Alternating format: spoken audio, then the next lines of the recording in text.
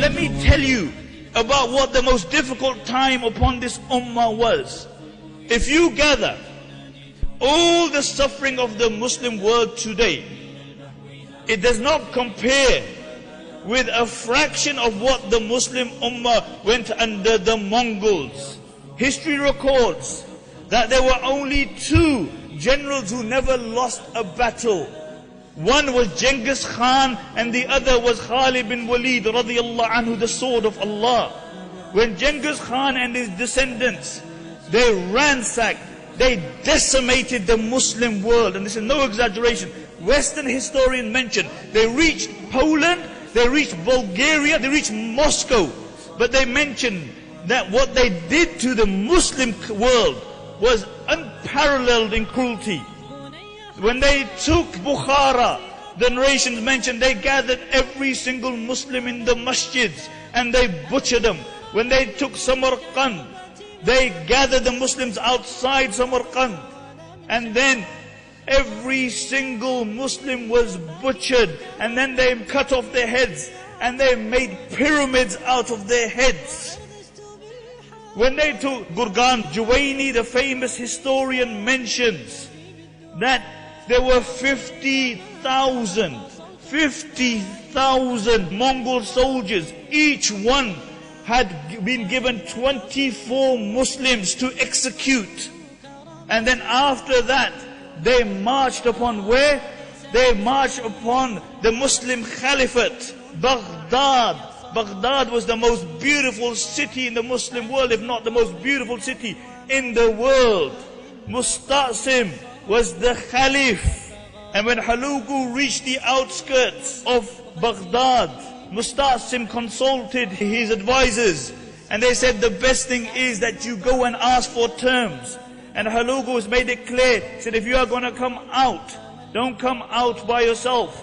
Bring your advisors with you, bring your ulama with you. So Musta'sim came out with 700 men, and Hulagu only allowed 18 to enter into the tent. And they took the rest. This was the cream of the crop of Baghdad, and they butchered every single one. And now Musta'sim is standing in the court of the Mongol prince. And the same Musta'sim, people would come to his court, he would rebuke, he would chastise, he's shaking in front of Hulagu. And then Hulagu mentions that I'm going to keep you alive for a while. And the reason that they kept him alive is that they wanted him to go back into Baghdad and tell his men to put their weapons down. So they took him back to Baghdad. And when he had told the people of Baghdad to put their weapons down, the narrations mention they brought his 3 children in front of him, and then they butchered them. Then they brought his sisters in front of him, and in front of his eyes they killed his sisters. And then they gathered the ulama, and they began to kill all the Sunni ulama. And then Hulagu said that the blood of the Muslims is halal. For the next 40 days, they unrelentingly butchered the Muslims for 40 days. In those days, you didn't have machine guns. They would make the Muslims line up, and they would pluck them like you pluck a chicken from a poultry farm. And then they would slaughter them. For 40 days this went on. The Muslims were so petrified. The narrations mention that a Mongol woman would enter into a Muslim home and she would kill every single individual, and nobody would fight her back. A Mongol woman would tell a group of Muslim men, don't move from here. And they wouldn't move from there. And she would go home and she would bring a sword and she would butcher every single one. Narration mentioned that one Mongol would kill 40 children after killing their mothers. The entire population of Baghdad was close to the entire population of Birmingham. And half of the population was destroyed. And after 40 days, Hulagu came into Baghdad and he gave an order that this killing should be stopped. And many of the Muslims had dug graves, and they were hiding in these graves. Many ate dogs, cats, even corpses to survive. This was the situation. And then Hulagu said to Musta'sim, he said, bring me your wealth.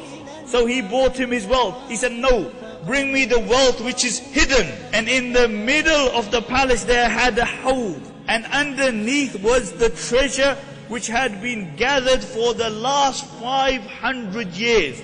For the last 500 years, the Abbasid caliphs had hid their wealth there. In one day, it went up. And then they imprisoned Musta'sim and they starved him. And Musta'sim asked for some food. And Hulagu sent him a platter with gold upon it. And he said, what am I going to do with this gold? He sent it back. And then Hulagu went to him. And look at this. This is a non-Muslim. He's telling the Muslim king. He said, if you can't eat it, then why did you hoard it for? If you couldn't eat it, why did you hoard it for? Why did you give it to your men? So they were ready to die for you. And then he took him and he showed him the big gates of Baghdad. He said, what good are these big metal gates when there is no men to defend them? Why didn't you break these gates and make lances out of them and give them to your men? Musta'sim said, it's Qadrullah. And Hulagu said, I will show you Qadrullah. And they rolled him up in a carpet, and then they had him trampled by the horses. 800,000 Muslims died. 800,000. The Darul Hikmah, the greatest Muslim library in the world, millions of books were ransacked, thrown into the Euphrates, until the Euphrates went black with the ink. Black with the ink. And Hulagu found it so difficult to stay in Baghdad because the stench of the dead corpses, that he moved out of Baghdad. This is what happened with the Muslims. But then, let's ask ourselves a question. How was it possible that in a period of 80 years, the same barbaric Mongols became Muslims? They became ambassadors. Because there were men and women who carried on the dawah, even in this state. Nothing perturbed them. People died for this dawah. The Sahaba died to promote and propagate this deen. The women in the time of the Mongols were at the forefront of dawah. ونحن ننام كأهل الرقيم وفي غفلة قد يحل البلاء وأرجو الإله